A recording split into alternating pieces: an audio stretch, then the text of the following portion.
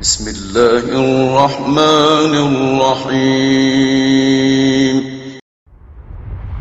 كنا ان اول ما تفوق تتيقظ وتمشي في الطريق اول حاجة تقابلك الانس. اذا لقيت انس يبقى انت بدأت تمشي.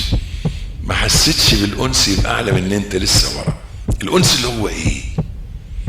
ان تستوحش من الخلق وان تأنس بالاماكن الخالية التي تهدأ فيها الاصوات والحركات. انك تبقى بتحب الهدوء والاماكن الفاضية. يسعدك جدا الصوت العالي وكثرة الحركة وكثرة الكلام. ما تحبش دوشة ولا المولد ولا الهيصة. الانس ده نعمة ومتعة وزاد في السير. قال لك ايه؟ عليك بطرق الهدى ولا يوحشنك قلة السالكين.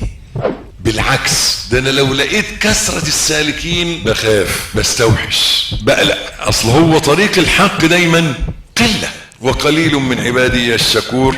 الكثرة فين؟ ولا تجد اكثرهم شاكرين وما وجدنا لاكثرهم من عهد وان وجدنا اكثرهم لفاسقين. ده كل ده كلام مين؟ كلام ربنا. كلام ربنا.